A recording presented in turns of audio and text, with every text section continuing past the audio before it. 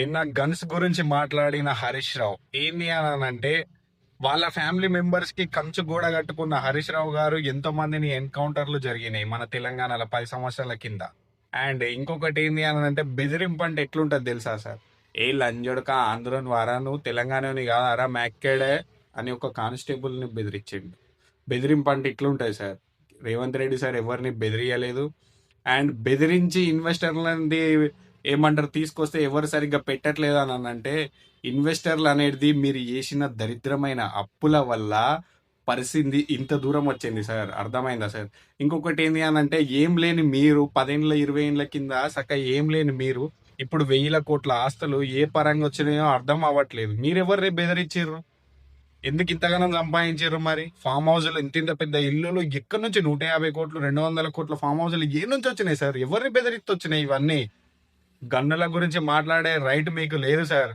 In case ఈ video మీకు reach అయ్యి నన్ను దావదెంగినా నేనేం బాధపడను. ఎందుకనంటే ప్రతి ఒక్కడు ఈ మంచి చేసే రేవంత్ రెడ్డి సార్ పైన బురద జల్లడానికి చాలా మంది దాంట్లో మీరు నెంబర్ 1 ఉన్నారు సార్. వాస్తవంగా చెప్తున్నా. మీరంటే సరేలే ఒకప్పుడు మంచి క్యాండిడేట్ ఏమంటారు అనుకున్నా, కానీ మీరు అబద్ధాలే స్టార్ట్ చేసారు సార్.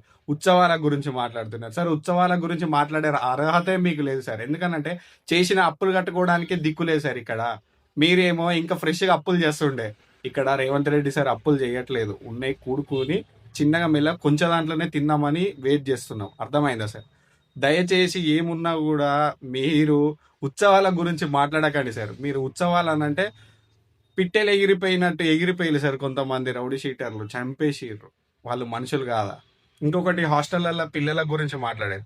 హాస్టళ్లలో పిల్లల గురించి ఫుడ్ గురించి మీరు మాట్లాడుతున్నారా? మీ ఫ్యామిలీ మెంబర్స్ ఎక్కడ చదువుకుంటున్నారు సార్? అర్థమైందా సార్? మీరు కూడా గవర్నమెంట్ స్కూళ్ళల్లో పిల్లల్ని పంపిస్తే అర్థమవుతుండే సార్. ఫుడ్ ఎప్పుడు బాగున్నది ఎప్పుడు బాగాలేదు అనేది అప్పుడు తెలుస్తుండే. ప్లీజ్ సార్, దయచేసి ఒకరిపైన నింద అస్సలు వేయకండి ప్లీజ్.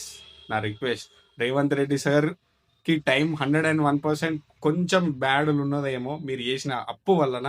కొద్ది రోజులు ఆగండి, 101% ముందరికి వస్తుంది, నిల్చుంటాడు. మళ్ళీ నెక్స్ట్ టైం కూడా అయినా గెలవకపోతే నన్ను అడగండి. ప్రజలకి ఏంది అనేది అప్పుడు అర్థమవుతుంది సార్. మంచి ఏంది చెడేంది అనేది రెండు వైపులు ఉంటుంది, ఖచ్చితంగా కనపడుతుంది. చూడండి, మీరు వెయిట్ చేయండి.